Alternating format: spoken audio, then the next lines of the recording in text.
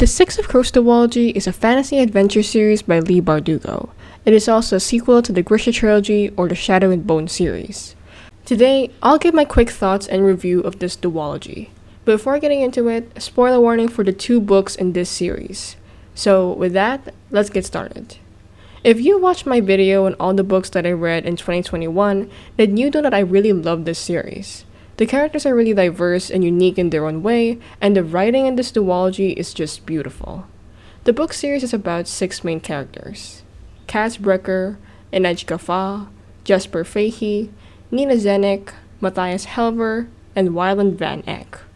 Together, the 6 of them plan to make a heist in this top security prison called the Ice Court, in order to save this Grisha scientist named Boyul Bayur. They plan to do this in exchange of 30 million Kruger, and that's when the adventure starts.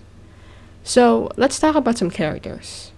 First, let's start with Brekker. Kaz is the leader of the Dregs, which is a gang in Ketterdam, which is a city in the island called Kerch. Kaz is tough, money-loving, intimidating, very intelligent, resourceful, and overall, a pretty intense guy. Despite that, I found myself really loving him, especially by the end of Crooked Kingdom. I would say that Kaz has been through quite a lot. He and his brother Jordy lost both their parents when they were young, and after just a couple of weeks in Ketterdam, both Jordy and Kaz were scammed by a person named Jacob Hertzun and lost all their money. A disease called the Queen's Lady Plague spread, and Kaz was forced to watch Jordy die right beside him. And because of this, Kaz had quite a lot of PTSD and a fear of skin against skin touch. And that's the reason why he went for black gloves. And in one operation, he hurt his leg pretty badly and was forced to lean on a cane, and these 2 items became Kaz's signature look. Another thing I love about Kaz is his relationship with Inej Ghafa. I would say that Kaz is the type of character who was clearly and obviously in love with the girl, but he wouldn't admit it. It was pretty obvious to me that Kaz was in love with Inej. So, for examples, I'll be reading passages from Six of Crows to prove my statement. This is from page 205, and in order to give context to this scene, I mentioned earlier that Kaz has this phobia of touching people with his bare hands, and here, he and Inej are sitting side by side. Kaz is looking at her, and here's what the book said. Her eyes were so brown, they were almost black, and for once her hair was down. She always wore it tied back in a ruthlessly tight coil. Even the idea of being this near someone should have sent his skin crawling. Instead, he thought, what happens if I move closer? So, another scene that happens after that. Inej asked Kaz what does he want, and he thought, money, vengeance. Jordy's voice in my head silenced forever.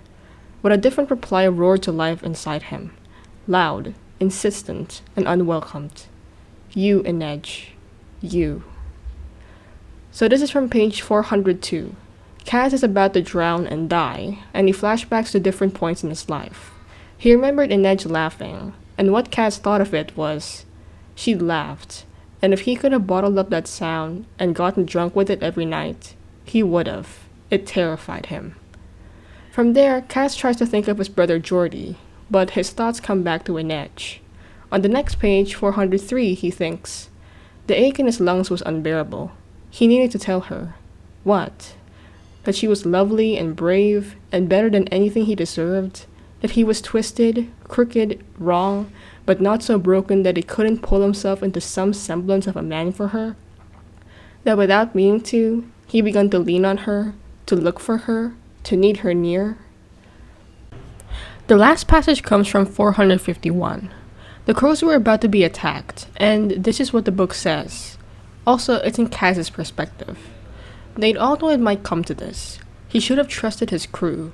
His eyes should have stayed at Van Eck. Instead, in that moment of threat, when he should have thought only of the fight, he looked at Inej. And if that doesn't prove Kaz's feelings, then I don't know what will. What annoys me about Kaz is that, despite those passages, he always refers to Inej being just his investment. It's kind of like, oh, I care about Inej not because I'm clearly madly in love with her, but I care about her because she's a great asset to our team. So, yeah, he's just pretty annoying that way. The next character I want to talk about is Inej Ghafa. From what I talked about earlier, you could gather the fact that Inej was Kaz's sort of girlfriend. I'm saying sort of girlfriend because by the end of Crooked Kingdom, they don't technically end up together because Kaz loves her enough to let her go and live her life, which I find really unique when you compare the usual romance in other fantasy books. So, let's talk about Inej, aka the Wraith of the Crows. I would say that Inej is by far my most favorite crow. Inej is kind, very strong, intelligent, cunning, and an absolute queen. I love Inej so much because, like her sort of boyfriend Kaz, she's been through a lot herself, with her being part of this pleasure house called the Menagerie, and the trauma she just got from that place is really present whenever I read her perspective in these two books. So, with Kaz's trauma with skin against skin touching, and Inej's trauma from the Menagerie, it's really unlikely for them to ever get together or let alone kiss. Which is really sad, considering the fact that both of them wants to do it, but they can't risk hurting each other because of the trauma and PTSD both of them carries. Like, that's why I love the fact that in Crooked Kingdom, instead of kissing, they held hands, and this time, Kaz had his gloves off. When I were talking about these two, I don't think I can't not mention the bathroom scene from Crooked Kingdom. Inej was wounded because of an assassin named Dunyasha, and Kaz decides to check her wounds. Kaz removed his gloves and started to bandage Inej, and this scene was just so tense. Kaz is literally fighting everything in him when he touches her with his bare hands. At one point, he almost kissed her neck, but his trauma took over him and pushed himself away from her. That part of this scene breaks my heart because I know that he wants to do it, but he just can't. Like, it's just so frustrating. So, going back to Inej, what I really admire about her is her courage and willpower.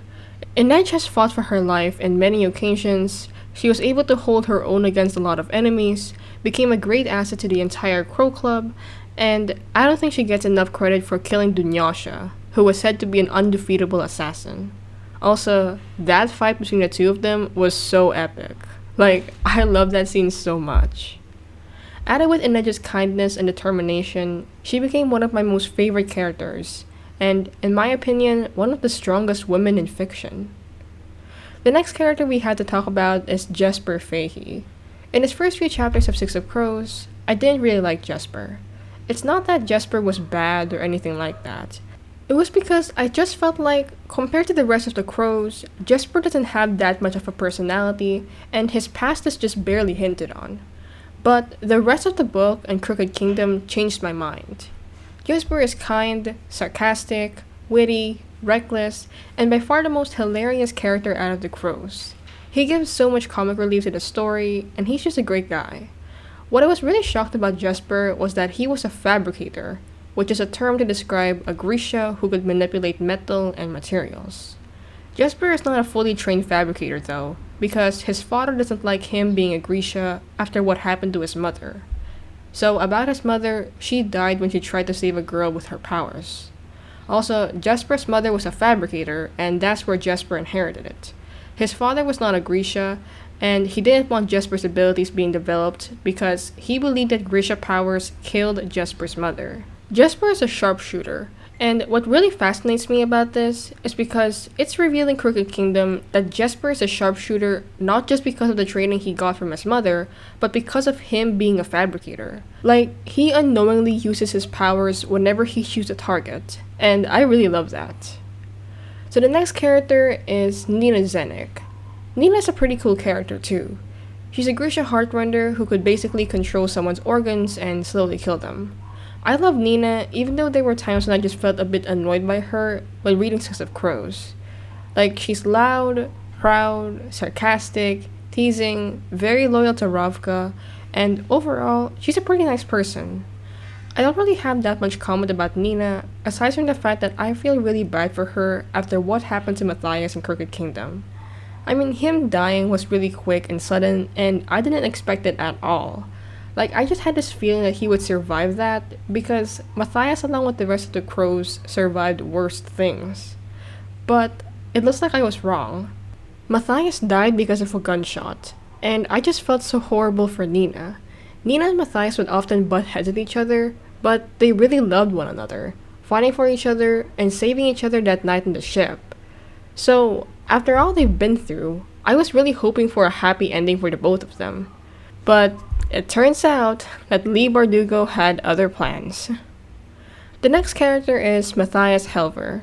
Reading Six of Crows for the first time made me have mixed opinions about him, because in his first chapter, he tried to strangle Nina. He was a really shady character to me, but he slowly grew on me, and I ended up loving him. Matthias is by far the most mature and serious among the crows, and after his stay in Hellgate prison, he's become more cold and quick to anger. Despite that though, I think Matthias really grew throughout Crooked Kingdom, and he became more kind and looked at Fjerda, which is his home country, in a more different and just way. So the next character is Wylan Van Eck. Out of all the crows, I would say that Wylan is by far the kindest and the most innocent. He's a very nice person and friend, and because of that, I instantly loved him. I also especially love his relationship with Jesper. I think that they're a great couple, and I just love the fact that Jesper had been flirting with Wylan this entire time. Adding with the many times Jesper made Wylan blush throughout this duology, I just love it. To be honest, I feel pretty bad for Wylan because of his father, Jan Van Eck. Wylan was dyslexic, and his father disowned him because of that. So, if you think that disowning your son is bad, well, Van Eck did much worse. He made Wylan get on a boat to a fake school and placed 2 men to kill Wylan. Van Eck wanted to kill his own son. And that's not all. Van Eck told him that his mother died, when in fact, his mother was in an asylum simply because she gave birth to Wylan. It's crazy. So, overall, I really love this duology, and like I said in that video, this series is one of the best books I've ever read.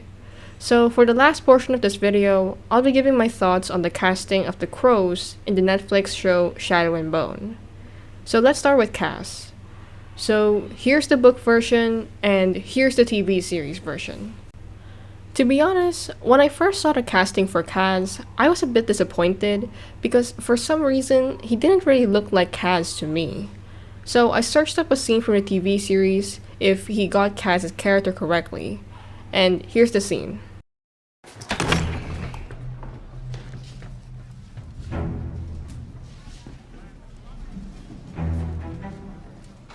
No loud noises at the table, Jesper. Scare off the pigeons. Would want that, boss. So let me tell you, when Kaz's cane hit that table, I almost screamed because that was Kaz's cane.